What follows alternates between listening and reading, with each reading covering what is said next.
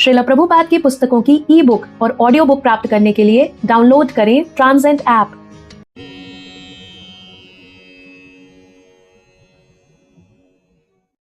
हम श्री कृष्ण पुस्तक के 21वें अध्याय को आरंभ करते हैं, जिसका शीर्षक है वंशी द्वारा मोहित गोपियां। सुंदर शरद ऋतु के आगमन से सरोवरों और नदियों में जल अत्यंत स्वच्छ हो गया और वे सुगंधित कमल के फूलों से भर गए और मधुर हवाएं चलने लगी। वन के इस वातावरण से श्री कृष्ण अत्यंत प्रसन्न हुए, क्योंकि फूल खिले हुए थे और भौरे और मधुमक्खियां आनंदित होकर गुंजन कर रहे थे। पक्षी, वृक्ष और शाखाएं सभी अत्यंत प्रसन्न लग रहे थे। तभी गाय चराते साथ में श्री बलराम और ग्वाल बालों को लिए श्री कृष्ण अपनी दिव्य बांसुरी बजाने लगे। श्री कृष्ण की बांसुरी की ध्वनि सुनकर वृंदावन की गोपियों ने उनका स्मरण किया और वे परस्पर बातें करने लगी कि श्री कृष्ण कितनी सुंदर बांसुरी बजा रहे हैं। जब गोपियां श्री कृष्ण के मुरली वादन की बात चलाती और वे उनकी लीलाओं का भी स्मरण करती तो उनका मन अत्यंत विचलित हो जाता, तो वे सुंदर ध्वनि का वर्णन करने में अपने को असमर्थ पाती। मुरली की दिव्य ध्वनि की चर्चा करते समय वे यह भी स्मरण करती कि श्री कृष्ण किस प्रकार का वेश धारण करते हैं। उनके सिर पर मोर पंख इस तरह सुशोभित होते हैं मानो वे कोई नर्तक हो। वे अपने कानों में नीले फूल खोसे रहते, उनका वस्त्र पीत स्वर्णिम कांति वाला होता और वे गले में वैजयंती माला पहने होते। इस प्रकार का आकर्षक वेश धारण किए श्री कृष्ण अपने होठों के अमृत से वंशी के छिद्रों को पूरित करते रहते। इस तरह वे ये भी स्मरण करती कि श्री कृष्ण वृंदावन में किस प्रकार प्रविष्ट होते हैं, जो श्री कृष्ण और उनके सखाओं के पद चिन्हों से गौरवान्वित है। श्री कृष्ण वंशी वादन में अत्यंत पटु थे और गोपियां उस ध्वनि पर मोहित थीं, जो न केवल उन्हें बल्कि प्रत्येक सुनने वाले जीव को आकृष्ट करने वाली थी। एक गोपी ने अपनी सखी से कहा, नेत्रों की चरम सिद्धि इसी में है कि श्री कृष्ण और श्री बलराम को वन में जाते, वंशी बजाते और अपने मित्रों के साथ गायें चराते देखा जाए। जो व्यक्ति श्री कृष्ण को मुरली बजाते और उनके वृंदावन में प्रवेश करते हुए तथा ग्वाल बालों के साथ गायें चराते हुए देखने के दिव्य ध्यान में अंतः और बाह्य रूप से निरंतर लगे रहते हैं, उन्हें वास्तविक रूप में समाधि प्राप्त हो चुकी होती है। समाधि का अर्थ है इंद्रियों के समस्त कार्यों का एक विशिष्ट विषय में लीन होना, और गोपियां ये सूचित करती हैं कि श्री कृष्ण की लीलाएं समस्त ध्यान और समाधि की सिद्धि हैं। श्रीमद् भगवद गीता में भी इसकी पुष्टि की गई है कि जो कोई श्री कृष्ण के ध्यान में निरंतर लीन रहता है वह सर्वोच्च योगी है। दूसरी गोपी बोली कि गाय चराते हुए श्री कृष्ण और श्री बलराम रंगमंच पर अभिनय करने के लिए जाते हुए अभिनेताओं की तरह प्रतीत होते हैं। श्री कृष्ण पीतांबर और श्री बलराम नीले वस्त्र धारण किए थे और अपने हाथों में आम्र मंजरी, मोर पंख और गुलदस्ता लिए हुए थे। वे कमल पुष्पों की माला धारण किए थे तथा कभी कभी दोनों मित्र मंडली में मधुर ध्वनि में गाते थे। एक अन्य गोपी ने अपनी सखी से कहा, श्री कृष्ण और श्री बलराम कितने सुंदर लगते हैं। एक अन्य गोपी ने कहा, हे सखी, हम उनके इस बांस की बांसुरी के विषय में कुछ सोच भी नहीं पाती। इसने न जाने कौन से पुण्य कर्म किए हैं कि ये श्री कृष्ण के अधरामृत का पान कर रही है, जो वास्तव में गोपियों की संपत्ति है। श्री कृष्ण कभी कभी गोपियों का चुंबन करते थे, अतः उनके अधरों का दिव्य अमृत केवल उन्हीं को प्राप्त है। अतः गोपियों ने पूछा, यह कैसे संभव है कि एक बांस की बनी बांसुरी श्री कृष्ण के अधरामृत का निरंतर पान करती रहती है। परमेश्वर की सेवा में लगे रहने के कारण इस बांसुरी के माता पिता अवश्य ही प्रसन्न होते होंगे। सरोवरों और नदियों को वृक्षों की माता कहा गया है, क्योंकि वृक्ष केवल जल पीकर रहते हैं। अतः वृंदावन के सरोवरों और नदियों के जल अत्यंत प्रसन्न हैं और कमल पुष्पों से पूरित हैं, क्योंकि वे सोचते हैं कि किस प्रकार हमारा पुत्र बांस श्री कृष्ण के अधरामृत का सुख भोग रहा है।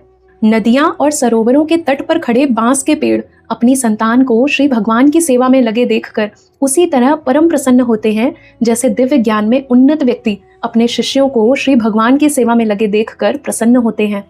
सारे वृक्ष हर्षातिरेक के कारण अपनी टहनियों से लटकते मधुमक्खी के छत्तों से मधु की वर्षा कर रहे थे। एक अन्य गोपी अपनी सखियों से श्री कृष्ण के विषय में इस प्रकार कहती है, हे सखियों, हमारा ये वृंदावन संपूर्ण पृथ्वी के यश को उद्घोषित कर रहा है, क्योंकि यह लोक देवकी के पुत्र के चरण चिन्हों की महिमा से मंडित है। इसके अतिरिक्त जब श्री गोविंद वंशी बजाते हैं तो तुरंत ही सारे मोर मदोन्मत्त हो उठते हैं, मानो उन्होंने किसी नए मेघ की गर्जना सुनी हो। जब गोवर्धन पर्वत या घाटी के सारे पशु, पौधे और वृक्ष इन मोरों को नाचते हुए देखते हैं तो वे निश्चल होकर वंशी की दिव्य ध्वनि को मनोयोग से सुनते हैं। हमारे विचार से यह वरदान अन्य किसी लोक में ना तो संभव है ना उपलब्ध है। यद्यपि गोपियां ग्राम में बालाएं थीं, किंतु उन्हें अत्यंत अधिक वैदिक ज्ञान था। ऐसा है वैदिक सभ्यता का प्रभाव। सामान्यतया लोग आधिकारिक स्रोतों से श्रवण कर वेदों के सर्वोच्च सत्य को सीख सकते हैं। एक अन्य सखी बोली, अरे सखियों, इन हिरनियों को तो देखो। यद्यपि ये मूक पशु हैं, किंतु वे महाराज नंद के पुत्र श्री कृष्ण के पास तक पहुंच चुकी हैं। ये न केवल श्री कृष्ण और श्री बलराम की वेशभूषा से आकृष्ट हैं, अपितु ये वंशी की ध्वनि सुनते ही अपने अपने पतियों समेत श्री भगवान को अत्यंत प्रेम से देखकर सादर प्रणाम करती हैं। गोपियों को इन हिरनियों से ईर्ष्या होती थी, क्योंकि वे सब अपने पतियों समेत श्री कृष्ण की सेवा कर पाती थी। गोपियां अपने को इतना भाग्यशाली नहीं मानती थी, क्योंकि जब भी वे श्री कृष्ण के पास जाना चाहती तो उनके पति प्रसन्न नहीं होते थे। एक अन्य गोपी ने कहा, अरे सखियों, श्री कृष्ण तो इतना सुंदर वेश बनाए हुए हैं कि वे स्त्रियों के विविध उत्सवों को प्रेरणा प्रदान करने वाले दिखते हैं। उनकी वंशी की दिव्य ध्वनि सुनकर स्वर्ग के देवताओं की पत्नियां तक मोहित हो जाती हैं। यद्यपि वे अपने पतियों के साथ विमान द्वारा आकाश में विचरण करती हैं, किंतु श्री कृष्ण की वंशी की ध्वनि सुनते ही वे विचलित हो उठती हैं। उनके केश पाश शिथिल हो जाते हैं और उनकी कसी हुई पेटियां ढीली हो जाती हैं। इसका अर्थ ये हुआ कि श्री कृष्ण की वंशी की ध्वनि ब्रह्मांड के चारों कोनों तक फैल चुकी थी। और यह भी महत्वपूर्ण बात है कि गोपियों को आकाश में उड़ने वाले विभिन्न प्रकार के वायुयानों का पता था। एक और गोपी अपनी सखियों से बोली, सखियों, गायें भी श्री कृष्ण की मुरली की ध्वनि सुनकर मुग्ध हो जाती हैं। यह ध्वनि उन्हें अमृत वर्षा के समान प्रतीत होती है, जिसे संचित करने के लिए वे अपने लंबे लंबे कानों को तुरंत फैला देती हैं। बछड़े अपनी अपनी माताओं के स्तन अपने मुंह में दबाए रह जाते हैं और वे दूध नहीं पी पाते। वे भक्ति से विवल हो जाते हैं और उनकी आंखों से अश्रु बहने लगते हैं, जिससे ये स्पष्ट होता है जैसे वे श्री कृष्ण को हृदय से लगा रहे हों। ये सब क्रियाएं ये इंगित करती हैं कि वृंदावन में गायें और बछड़े श्री कृष्ण के लिए रोना और उनका आलिंगन करना जानते थे। वस्तुतः आंखों से अश्रुपात करना ही कृष्ण प्रेम की पराकाष्ठा है। एक किशोरी गोपिका अपनी माता से बोली, अरे माँ, देखो ना, विभिन्न वृक्षों की डालों पर बैठे हुए ये सारे पक्षी कितने मनोयोग से श्री कृष्ण को वंशी बजाते हुए देख रहे हैं। उनके स्वरूपों से ऐसा प्रतीत हो रहा है मानो ये अपनी सुध बुध खोकर श्री कृष्ण की वंशी सुनने मात्र में तल्लीन है। इससे यह सिद्ध होता है कि ये सामान्य पक्षी नहीं, अपितु ऋषि मुनि और भक्त हैं, जो श्री कृष्ण की बांसुरी सुनने के लिए ही वृंदावन में पक्षी रूप में अवतरित हुए हैं। बड़े बड़े ऋषि मुनि तथा विद्वान ज्ञान में रुचि रखते हैं, किंतु श्रीमद् भगवद गीता में वैदिक ज्ञान का सार इस प्रकार बताया गया है, वेदेश्च सर्वैर अहमेव वेद्यो। वेदों के ज्ञान द्वारा श्री कृष्ण को समझना होता है। इन पक्षियों के आचरण से ऐसा प्रतीत हो रहा था मानो ये वैदिक ज्ञान के पंडित हो और इन्होंने वैदिक ज्ञान की सारी शाखाओं को त्याग कर केवल श्री कृष्ण की दिव्य ध्वनि को अंगीकार कर लिया हो। यहाँ तक कि यह यमुना नदी श्री कृष्ण की वंशी की दिव्य ध्वनि सुनकर उनके चरण कमलों का स्पर्श पाने की इच्छा से अपनी उत्ताल तरंगों को त्याग कर मंद गति से प्रवाहित होती हुई एवं अपने हाथ में कमल पुष्प धारण किए तीव्र प्रेम भाव से इन पुष्पों को मुकुंद को भेंट करने जा रही है। कभी कभी जब शरदकालीन धूप असह्य हो जाती है तो अपनी मुरली बजाने में लीन श्री कृष्ण, श्री बलराम और उनके मित्रों के प्रति सहानुभूति दिखाने के लिए बादल छाया कर देते। उस समय ऐसा प्रतीत होता मानो उनसे मैत्री स्थापित करने के लिए ये बादल उनके सिरों पर छाता ताने हो। ग्रामीण किशोरियां श्री कृष्ण के चरण कमलों के स्पर्श से रक्तिम हुई वृंदावन रज को अपने मुखों और वक्ष स्थलों पर लेप कर अपने को धन्य मान रही थी। इन भोली किशोरियों के स्तन उभरे थे और वे अत्यंत कामाभिभूत थी, किंतु वे अपने अपने प्रेमियों द्वारा किए गए स्तन स्पर्श से संतुष्ट नहीं थी। जब वे वन के मध्य पहुंची तो उन्होंने देखा कि श्री कृष्ण के चलते समय उनके चरण कमलों से गिरे कुमकुम चूर्ण से वृंदावन की कुछ लताएं और पत्ते लाल लाल हो गए थे। गोपियां उनके चरण कमलों के कुमकुम से रंजित रज को अपने स्तनों से लगाती। जब श्री कृष्ण, श्री बलराम तथा ग्वाल बालों के साथ वृंदावन के वन से होकर जाते तो ये लाल लाल चूर्ण वृंदावन की भूमि पर गिर पड़ता। अतः जब कामुक किशोरियां श्री कृष्ण को वंशी बजाते हुए देखती और भूमि पर उन्हें लाल लाल कुमकुम दिखता तो वे तुरंत उसे उठाकर अपने मुख और स्तनों पर लगा लेती। इस प्रकार जो किशोरियां अपने प्रेमियों द्वारा स्तन स्पर्श किए जाने से संतुष्ट नहीं होती थीं, वे चरण रज के स्पर्श से संतुष्ट हो जाती। सारी भौतिक वासनाएं कृष्ण भावनामृत के संपर्क में आते ही तुष्ट हो जाती हैं। एक अन्य गोपी गोवर्धन पर्वत की अद्वितीय स्थिति की प्रशंसा इस प्रकार करने लगी, ये गोवर्धन पर्वत कितना भाग्यशाली है कि इसे अपने ऊपर चलते हुए श्री कृष्ण और श्री बलराम का सानिध्य प्राप्त हो रहा है। गोवर्धन पर्वत को श्री भगवान के चरण कमलों का निरंतर स्पर्श प्राप्त है।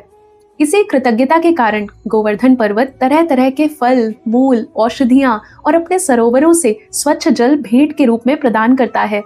गोवर्धन पर्वत की सर्वोत्तम भेंट तो गायों और बछड़ों के लिए नई उगी घास है। गोवर्धन पर्वत श्री भगवान के प्रिय साथियों गायों और बछड़ों को प्रसन्न करके श्री भगवान को प्रसन्न करने की कला जानता है। एक अन्य गोपी ने कहा कि जब श्री कृष्ण और श्री बलराम अपनी बांसुरी बजाते हुए और समस्त चराचर से मित्रता स्थापित करते हुए वृंदावन के वन से होकर निकलते हैं तो प्रत्येक वस्तु आश्चर्यजनक लगती है। जब वे अपनी दिव्य बांसुरी बजाते हैं तो वन के चर प्राणी चकित होकर अपने कार्य रोक देते हैं और वृक्ष और वनस्पति जैसे अचर प्राणी आनंद से झूम उठते हैं। श्री कृष्ण और श्री बलराम की दिव्य बांसुरियों की धुनों की ये आश्चर्यजनक प्रतिक्रियाएं हैं। श्री कृष्ण और श्री बलराम सामान्य ग्वाल बालों की तरह अपने कंधों और हाथों में गायों को बांधने की रस्सियां लिए रहते। दुहते समय सारे बालक गायों के पिछले पांव को एक छोटी रस्सी, जिसे नोई कहते हैं, उससे बांध देते। इस रस्सी को ग्वाले सदैव अपने कंधों पर लटकाए रहते और ये रस्सी श्री कृष्ण और श्री बलराम के कंधों पर भी देखी जा सकती थी। श्री भगवान होते हुए भी वे ग्वाल बालों की तरह क्रीड़ाएं करते, अतः सारी बातें आश्चर्यजनक और आकर्षक लगती। जब श्री कृष्ण वृंदावन के वन में या गोवर्धन पर्वत पर गायें चराने में व्यस्त रहते, उस समय ग्राम की गोपियां उनके विषय में सोचने और उनकी विविध लीलाओं के बखान करने में लीन रहती। ये श्री कृष्ण के ही विचारों में निरंतर लीन रहने का सम्यक उदाहरण है। यही प्रवृत्ति गोपियों के आचरण में सदैव स्पष्ट पाई जाती है। अतः भगवान श्री चैतन्य ने घोषित किया कि परमेश्वर की पूजा की अन्य कोई भी विधि गोपियों की विधि से श्रेष्ठ नहीं है। ये गोपियां ब्राह्मण या क्षत्रिय जैसे उच्च कुलों में उत्पन्न ना होकर वैश्य कुल में उत्पन्न हुई थी, और वह भी व्यापारियों की किसी उच्च श्रेणी में ना होकर ग्वालों के कुल में उत्पन्न हुई थी। वे ठीक से शिक्षित भी ना थी, किंतु उन्होंने वेदों के अधिकारी ब्राह्मणों से सारा ज्ञान सुन रखा था। गोपियों का एकमात्र कार्य था श्री कृष्ण के विचारों में दिन रात मग्न रहना। इस प्रकार लीला पुरुषोत्तम भगवान श्री कृष्ण के अंतर्गत वंशी द्वारा मोहित गोपियां नामक 21वें अध्याय के भक्ति वेदांत तात्पर्य पूर्ण हुए।